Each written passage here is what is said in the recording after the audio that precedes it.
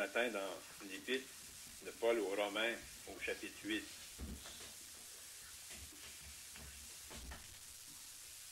Et on pourrait lire du verset 15. On pourrait lire aussi le verset 14. Car tous ceux qui sont conduits par l'Esprit de Dieu sont fils de Dieu. Et vous n'avez point reçu un esprit de servitude pour être encore dans la crainte, mais vous avez reçu un esprit d'adoption par lequel nous crions « Abba, Père ». L'Esprit lui-même rend témoignage à notre esprit que nous sommes enfants de Dieu. Or, si nous sommes enfants, nous sommes aussi héritiers. Héritiers de Dieu et co-héritiers de Christ, si toutefois nous souffrons avec lui, afin d'être glorifiés avec lui. J'estime que les souffrances du temps présent ne sauraient être comparées à la gloire à venir, qui sera révélée pour nous. Aussi, la création attend-elle avec un ardent désir la révélation des fils de Dieu.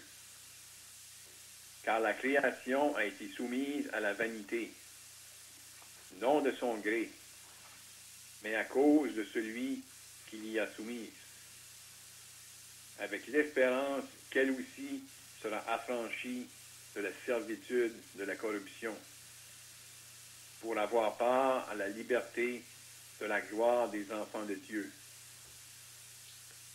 Or, nous savons que, jusqu'à ce jour, la création tout entière soupire et souffre les douleurs de l'enfantement. Et ce n'est pas elle seulement, mais nous aussi, qui avons les prémices de l'Esprit. Nous soupirons en nous-mêmes, en attendant l'adoption, la rédemption de notre corps.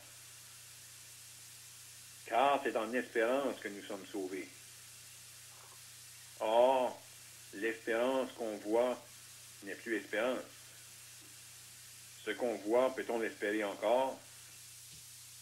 Mais si nous espérons ce que nous ne voyons pas, nous l'attendons avec persévérance. Et on pourrait lire un autre verset dans l'Épître aux Hébreux, au chapitre 10.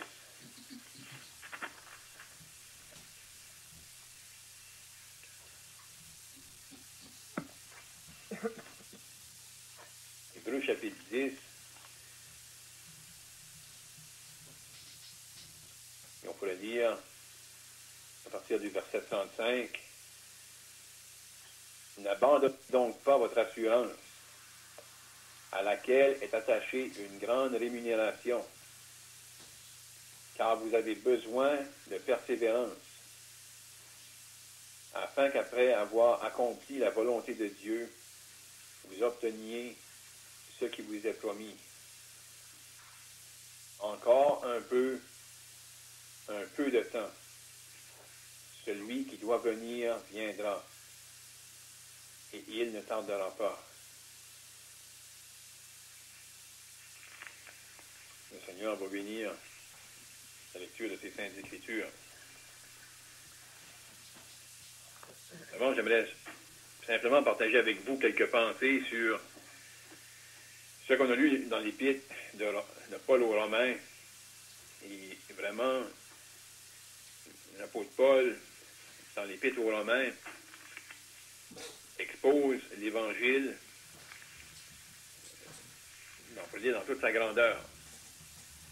En commençant dans les premiers chapitres, démontrer que Juifs et païens étaient condamnés devant Dieu, coupables. L'apôtre Paul amène ensuite le moyen par lequel on peut être sauvé, et par la suite on peut voir la marche par la foi On peut lire aussi dans le chapitre 8, dans le chapitre 7, lorsque l'apôtre Paul, là, exprime une vérité, un combat intérieur, où là, il semble avoir une lutte entre vouloir marcher selon l'esprit, selon la volonté de Dieu. Il y a quelque chose qui lutte à l'intérieur qui est contraire. Donc, un combat avec la chair. Et on arrive au chapitre 8, comment il faut s'exclamer au début du chapitre 8, il n'y a maintenant aucune condamnation pour ceux qui sont en Jésus-Christ. Là, il arrive un peu plus loin dans le chapitre 8, et c'est la portion qu'on aimerait considérer. J'ai lu, vraiment, je vais m'attendre du verset 18 au verset 25, mais j'ai lu avant on voit au verset 15, ça nous dit qu'on a reçu un esprit d'adoption par lequel nous crions Abba, Père. Un esprit d'adoption. Puis on va faire référence un peu plus loin, mais dans la portion du verset 18 au verset 25, j'aime à mettre un titre là-dessus en regardant aux souffrances du temps présent comparé à la gloire à venir. Et l'apôtre Paul, au verset 17, il fait référence aux souffrances. Souffrir avec lui, avec le Seigneur, afin d'être glorifié avec lui. Mais là, après avoir mentionné ça, l'apôtre Paul va dire, j'estime que les souffrances du temps présent ne sauraient être comparées à la gloire à venir. Le mot qu'utilise ici, j'estime, c'est vraiment l'idée de mettre les choses ensemble, rassembler les choses ensemble et les compter. Donc l'apôtre Paul, quand il regardait aux souffrances du temps présent, c'est comme s'il pouvait rassembler ces choses-là puis les compter, puis conclure que ça ne peut pas être comparé à la gloire à venir qui sera révélée pour nous. Donc, c'était pas juste, c'était un vrai estimé. Lorsqu'il considérait la chose, il venait à cette conclusion-là. Et on sait que l'apôtre Paul, si on peut dire, il savait de quoi il parlait lorsqu'il disait les souffrances. Il avait connu la souffrance pour Christ. Mais il pouvait dire, c'est rien à comparer à la gloire à venir. Et vraiment ici, l'expression la gloire à venir, c'est dans l'original, dans le grec, ça veut dire c'est quelque chose qui est sur le point d'arriver. Oui, c'est futur, mais ça implique que c'est quelque chose qui est sur le point d'arriver. Pour Dieu, lorsqu'il parle de ces choses-là, le temps pour Dieu, c'est vraiment relatif. Ce qui peut sembler être long pour nous, pour Dieu, c'est court. Lorsque Dieu regarde à ce moment-là, la gloire sera révélée pour nous. C'est quelque chose qui est sur le point d'arriver. C'est quelque chose qui est proche. Oui, c'est futur, mais poussé par le Saint-Esprit, l'apôtre Paul écrit que c'est quelque chose qui est sur le point d'arriver. C'est quelque chose qui va être révélé pour nous. C'est quelque chose qui est caché présentement. Le mot ici révélé, c'est un mot qui est vraiment semblable au mot apocalypse. Le mot qui veut dire révélation. C'est un mot qui désigne quelque chose qui est caché, mais qui éventuellement va être révélé. C'est l'idée d'enlever comme s'il y avait un voile par-dessus et le voile est ôté. Mais c'est pas juste de manifester, de faire voir la chose. mais c'est de révéler la grandeur de la chose. Et c'est quelque chose qui est sur le point de prendre place. Et vraiment, c'était sur le point de prendre place lorsque l'apôtre Paul l'a écrit. Pour encourager les croyants, pour Dieu, c'est bientôt. C'est sur le point d'arriver. C'est ça qui doit être l'encouragement pour nous. Quand qu'on est dans la souffrance pour Christ, si on se met dans le contexte du verset 18, les souffrances du temps présent ne sauraient être comparées à la gloire à venir. La gloire qui est sur le point d'arriver, d'être manifestée. C'est sur le point d'être révélé pour nous. Donc ça, frères et sœurs, c'est un encouragement. Si on pense à ça, on serait animé de cette pensée-là. C'est bientôt. C'est sur le point d'arriver. On chante parfois des cantiques que les auteurs ont entrevu cette vérité-là, puis ils l'expriment dans les paroles d'un cantique. Quand qu'on parle du retour du Seigneur et qu'on chante, je peux quasi ouïr ses pas, franchir le portail des cieux.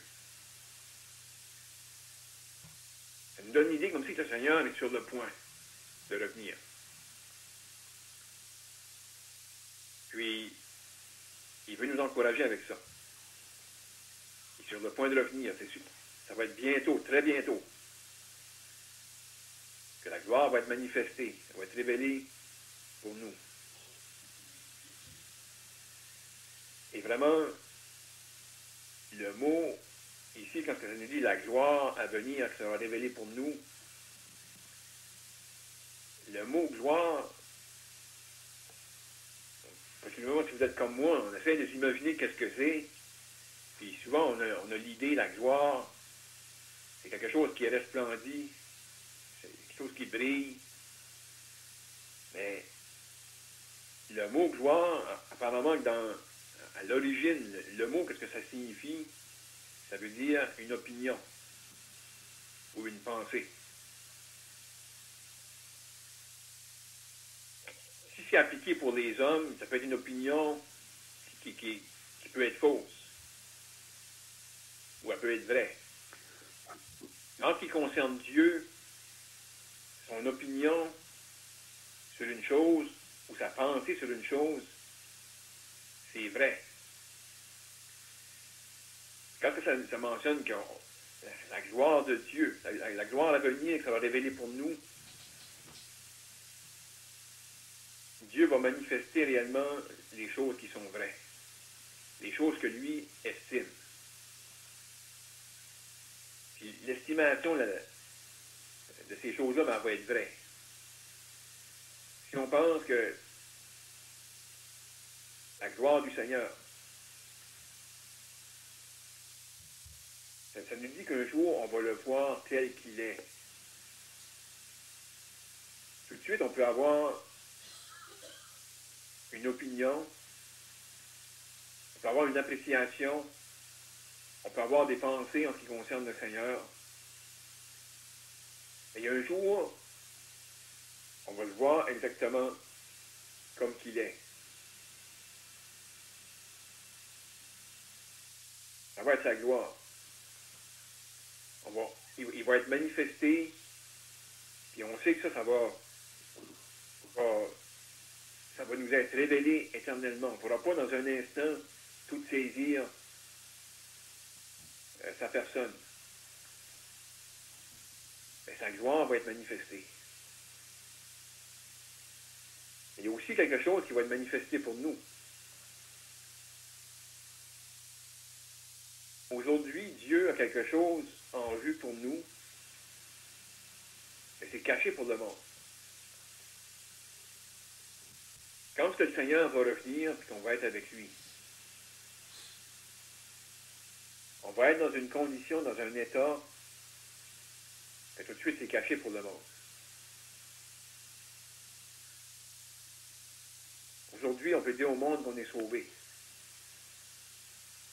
Il y a quelque chose qui est secret, que nous autres, on sait. Le moment qu'on a cru, on a eu le pardon de nos péchés. Et il va y avoir un jour où on va être manifesté publiquement dans un corps glorifié. Qu'est-ce qui découle de ce que le Seigneur Jésus-Christ a fait à la croix? Ça va être manifesté en nous. Il va y avoir un résultat. Et ça va être manifesté un jour. Puis là, dans cette portion ici des Écritures, l'apôtre Paul fait référence à ce jour-là. À ce moment-là où la gloire va être manifestée, la gloire à venir qui sera révélée pour nous. Là, il mentionne que même en attendant, la création entière souffre. Puis la création entière attend. Aussi avec espérance. Ce jour-là. Parce que le péché a eu ses effets sur la création. Le péché a eu ses effets sur nous. Puis, depuis le jour où on a été sauvés, le moment qu'on a cru, on a su. On était devenus enfants de Dieu. On ne peut pas l'expliquer pleinement au monde. On peut essayer de l'expliquer, mais souvent on arrive à un point, même lorsque quelqu'un va nous poser la question, comment tu vas faire pour savoir que je suis sauvé? Comment est-ce que je vais faire pour savoir? Puis, souvent, on va juste le dire, mais quand ça va prendre place, tu vas le savoir. Qu'est-ce qui arrive le moment qu'on croit? C'est ça qu'on a lu, enfin, c'est pas directement ça qu'on a lu, mais ça fait référence à ça. Lorsqu'au verset 15, ça nous dit « Et vous n'avez point reçu un esprit de servitude pour être encore dans la crainte, mais vous avez reçu un esprit d'adoption par lequel nous crions « Abba, Père ». Le moment qu'on a cru, le Saint-Esprit est venu habiter en nous. Puis on savait, on était maintenant enfants de Dieu. Nos péchés avaient été pardonnés, on était réconciliés avec Dieu. Mais on a su par la suite qu'il y avait quand même quelque chose qui n'avait pas été réglé complètement, qui n'avait pas pris place. La chose, oui, elle avait été réglée, mais ça n'a pas pris place complètement en nous. On avait encore la chair. On avait encore cette capacité-là de pécher. Mais on avait reçu un esprit d'adoption. Puis le mot, ici, adoption, quand on l'a lu plus loin, c'est un mot qui était utilisé à l'époque, c'est un mot légal. On peut dire que c'est encore un mot aujourd'hui, mais parmi les Grecs, c'était le mot, justement, c'est adopter un enfant. Ce terme-là, adoption, faisait en sorte que celui qui était adopté avait tous les droits d'un vrai enfant, comme s'il avait été né dans la famille. Il avait tous les privilèges. On a reçu un esprit d'adoption. Mais plus loin, au verset 23, ça nous dit, et ce n'est pas elle seulement, parce que on a fait référence que la création assoupire. Et elle attend ce moment-là, où la gloire va être révélée. Elle attend ce moment-là où elle aussi va jouir d'une certaine délivrance. Et là, au verset 23, ça dit, et ce n'est pas elle seulement, mais nous aussi, qui avons les prémices de l'Esprit, nous soupirons en nous-mêmes en attendant l'adoption, la rédemption de notre corps. Il y a quelque chose qui a pris place à la croix, puis ici le mot, la rédemption de notre corps, ce mot-là, on sait, ça implique le rachat, mais le mot inclut qu'il y a un prix qui a déjà été payé. Le fait qu'aujourd'hui, on attend la rédemption de notre corps, c'est pas qu'on attend qu'on va être racheté éventuellement. C'est qu'on sait, parce que ça nous a été révélé, qu'il y a un prix qui a déjà été payé. C'est juste qu'on n'a pas, notre corps n'a pas encore rentré dans le bien de ça. Le prix a été payé à la croix. Parce que le Seigneur Jésus-Christ s'est donné en rançon. Le prix a été pleinement payé. Puis au moment qu'on a cru, on a reçu un esprit d'adoption. Puis ailleurs,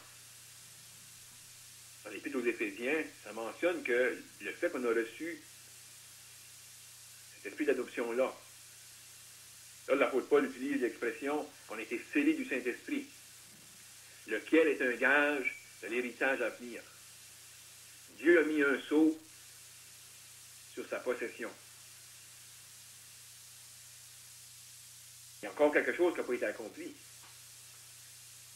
Mais le prix a été payé. Ce qui était nécessaire pour que ça puisse s'accomplir, c'était payé. Là, aujourd'hui, on attend.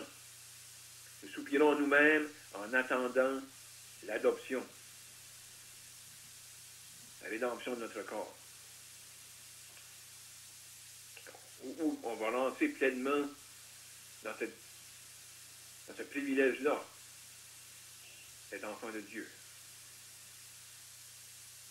Parce que notre corps va être transformé. Et là, l'apôtre Paul ajoute, après avoir dit ça, car c'est en espérance que nous sommes sauvés. Le moment qu'on a cru, comme on a mentionné, on a reçu le pardon de nos péchés. Le Saint-Esprit est venu habiter en nous. Et aujourd'hui, on voit qu'il y a encore quelque chose en nous qui doit être enlevé. Éventuellement, ça va prendre place. L'apôtre Paul mentionne que c'est en espérance que nous sommes sauvés. On fait confiance à Dieu. On a foi en lui. Que bientôt, ça va prendre place. Comme on a mentionné au tout début, quelque chose qui est sur le point d'arriver. Puis c'est comme ça que faut pas penser, justement, qu'à cause que le temps s'est écoulé, que c'est pas sur le point d'arriver. C'est comme ça que Dieu l'écrit, pour que chaque croyant qui lit ça, peu importe à quelle époque, depuis que le Seigneur est retourné au ciel, et de ce moment-là, que chaque croyant à qui ces vérités-là sont révélées, et c'est une chose, c'est sur le point d'arriver. Oui, c'est possible qu'on va entrer dans la mort avant que ça arrive. Ça ne change rien au fait que selon Dieu, c'est sur le point d'arriver. Et ça, c'est une source d'encouragement. On peut commencer une journée, on peut être dans la souffrance, les souffrances pour le Seigneur, mais on peut regarder à ce jour-là qui est proche. Et l'apôtre Paul mentionne justement que l'espérance, c'est quelque chose qu'on ne voit pas encore. Mais il dit, si nous espérons ce que nous ne voyons pas, nous l'attendons avec persévérance. Quelque chose que j'ai déjà mentionné dans l'enseignement, je me rappelle, lorsque j'étais plus jeune, peut-être dépendant d'où on vient, il y a des termes qu'on utilise, c'est un peu comme spécifique à un village ou une ville, mais je me rappelle que dans ma parenté, il y en avait plusieurs qui utilisaient le mot espère-moi, en voulant dire attends-moi. Ils utilisaient le mot espérance. espère-moi. Puis quand il disait ça, ça avait l'idée, je viens bientôt, je vais venir pour sûr, c'est certain. Donc, on voit les trois mots ici, justement, ça nous dit, si nous espérons ce que nous ne voyons pas, nous l'attendons avec persévérance. Donc, on regarde à ce jour-là, un jour qui est sûr, un jour qui va prendre place bientôt, puis chaque jour qui se présente devant nous, si nos pensées sont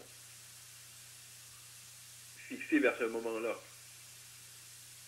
où le Seigneur va revenir et accomplir, en fait, où va prendre place dans les croyants ce qui découle de son œuvre à la croix. On a le Saint-Esprit qui habite en nous, qui confirme qu'on est enfant de Dieu. On réalise qu'il y a quelque chose en nous qui n'a pas encore été réglé. Mais on sait que le prix a été payé à la croix. Puis en attendant, en espérance, on regarde vers ce jour-là, où on va rentrer dans cette bénédiction-là et dans ce moment-là glorieux, où ce qui est en nous, qui découle, qui reste encore, on pourrait dire, les traces du péché, va être enlevé. Et là où nos corps vont être transformés. Et avec cette pensée-là, mais en espérant ce qu'on ne voit pas, on attend avec persévérance. J'ai lu le verset dans Hébreu, lorsque l'auteur de l'Épître voulait encourager les croyants, encore un peu de temps. Celui qui doit venir viendra. Et il ne tardera pas.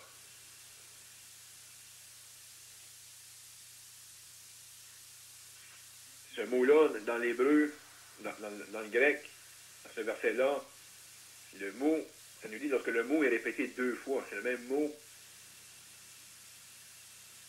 ça met l'emphase que c'est justement, c'est bientôt. C'est très bientôt. Et pour le Seigneur, c'est prêt. C'est tout prêt.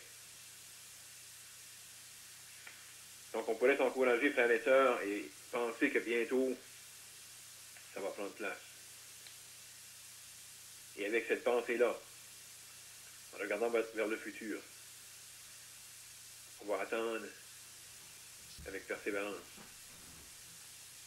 Attendre avec persévérance la venue du Seigneur Jésus. Où ceux qui sont morts en Christ vont revenir à la vie. Un corps glorifié. Ceux qui sont encore vivants à son retour, voir leur corps transformé. Plus aucune trace du péché.